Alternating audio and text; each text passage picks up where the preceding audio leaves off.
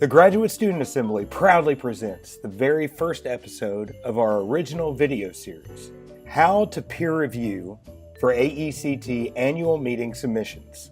Confucius once said, "When I walk along with two others, from at least one I will be able to learn," and it is valid for both research and practice. Constructive and supportive review can encourage high-quality research and best practices, help scholars and practitioners develop professional competencies, disseminate scientific and practical knowledge when needed, and build a validated body of scientific and practice knowledge base. As one of the leader scholars and practitioner communities in the field, AECT contends for excellence in quality and merit of research and practice presented at the annual meetings. To ensure the desired level of quality in research, AECT invites field experts, experienced and junior scholars, as well as graduate students and practitioners to serve as volunteer reviewers for the proposals to be presented at the annual meetings. Reviewing proposals is a great opportunity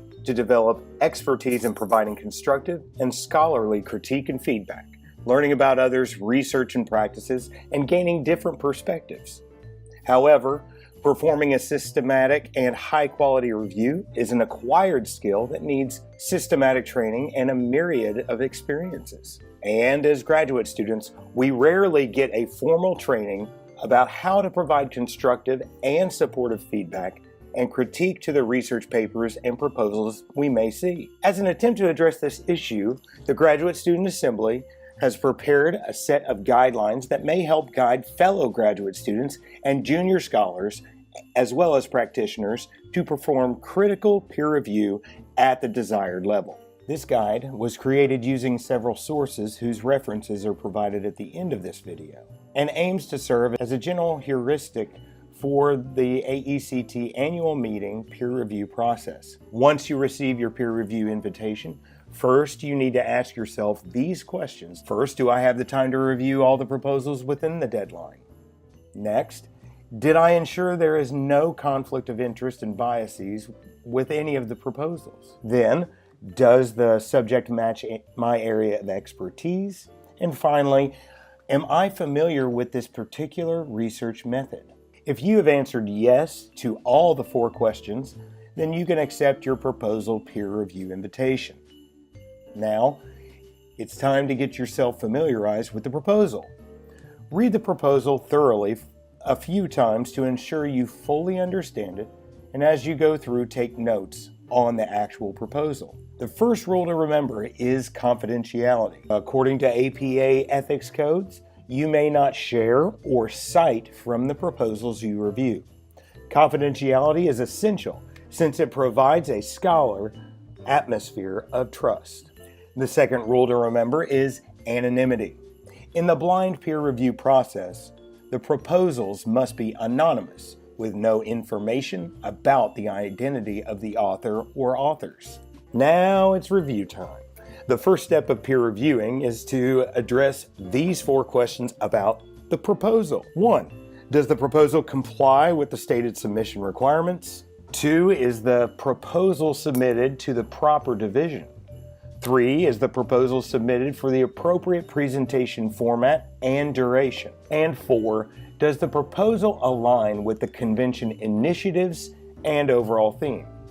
The very first criteria is related to the objectives of the session proposed. You need to ensure that the proposal has clearly and specifically stated objectives that are relevant to the great interest of the AECT community, and objectives should be well supported with research, practice, and theoretical problems. The second criteria concerns whether or not the topic has significance and potential to contribute to the field of educational technology.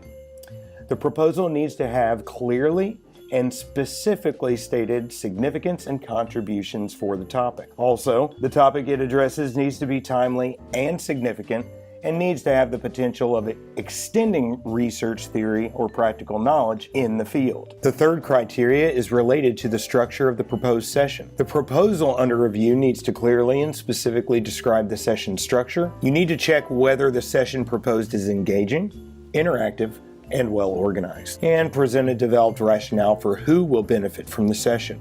The fourth criteria is concerned with the presentation overview and might change for different proposal content. If the proposal is research focused, then you need to ensure that the proposal has clear and persuasive arguments grounded with relevant literature, adequate and accurate research methodology and design, and clearly presented findings, conclusions, and recommendations. If the proposal is theory-focused, then you need to ensure that it has a well-grounded theoretical problem and framework with relevant literature, clearly stated alignment between the problem and theoretical arguments, and has clearly presented findings, conclusions, as well as recommendations. And if the proposal is practice-focused, then you need to ensure that it has clearly described and evidence-based practical suggestions, clearly stated and supported applicability and feasibility of practice, as well as a well-designed practice with appropriate tools and flow. Now, the final criteria in the peer review process is related to clarity of the proposal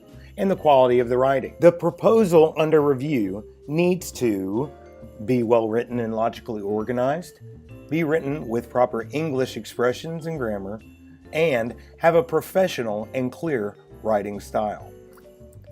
Once you are done with the review, it's time to report feedback and judgment. Feedback should be in appropriate and professional tone and language. Constructive feedback should be given with both weaknesses and strengths. Feedback should be concise, clear, and specific.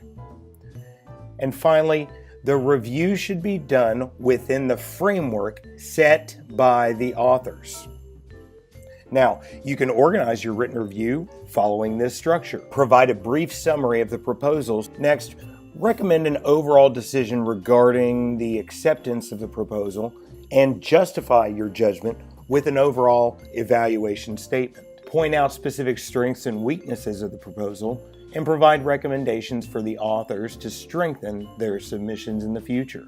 For more information, we provide a peer review rubric and a written review template in our descriptions here. However, do not forget that they are not intended to serve as a formal checklist. Use them as additional guidance for your overall process. This video is produced by the AECT GSA team solely for the non-commercial education purposes. It is produced to serve as an additional guide for graduate students and junior scholars and practitioners. It is not sponsored or endorsed by AECT. Here are our sources we used to help create this video. We would also like to thank Dr. Linda Campion for her very constructive and supportive feedback and providing the division's rubrics used in this video. And as always, if you have any questions or concern, we, as the AECT GSA team, are just one click away. Please reach out to us via our Facebook, YouTube, and Twitter accounts. Until next time, stay tuned.